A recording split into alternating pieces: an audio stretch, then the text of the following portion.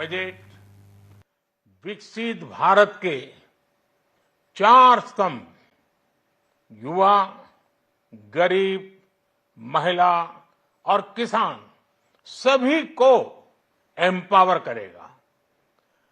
निर्मला जी का ये बजट देश के भविष्य के निर्माण का बजट है। इस बजट में 2047 के विकसित भारत की नींव को मजबूत करने की गारंटी है।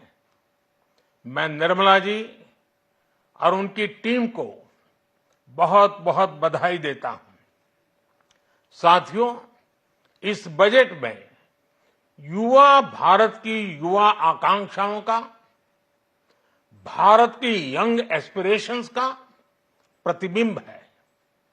बजट में दो महत्वपूर्ण निर्णय लिए गए हैं। रिसर्च और इनोवेशन पर 1,00,000 करोड़ रुपए का फंड बनाने की घोषणा की गई है। बजट में स्टार्टअप्स को मिलने वाली टैक्स छूट के विस्तार का भी ऐलान किया गया है।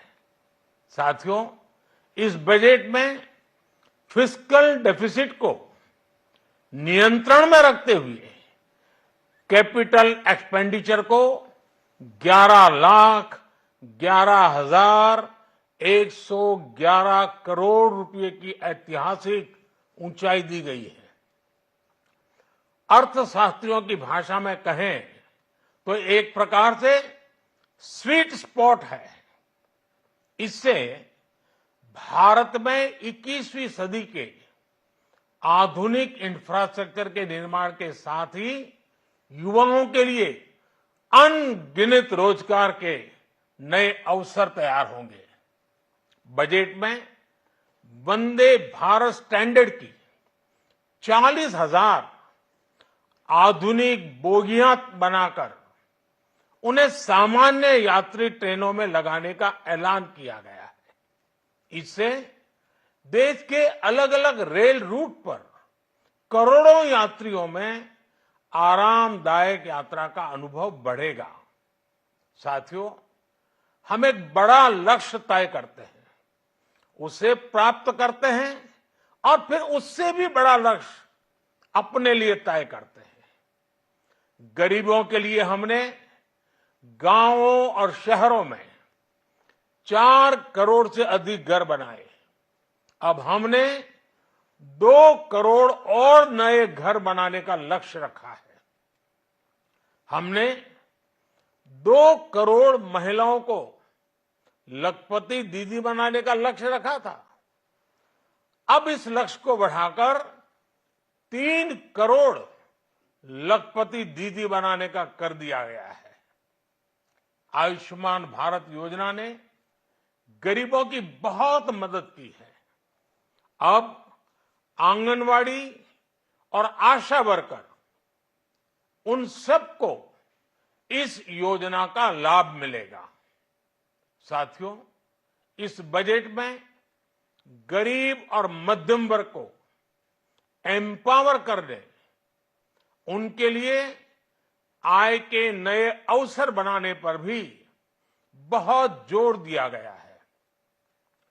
रूफटॉप सोलर अभियान में 1 करोड़ परिवारों को सोलर रूफटॉप के माध्यम से मुफ्त बिजली प्राप्त होगी।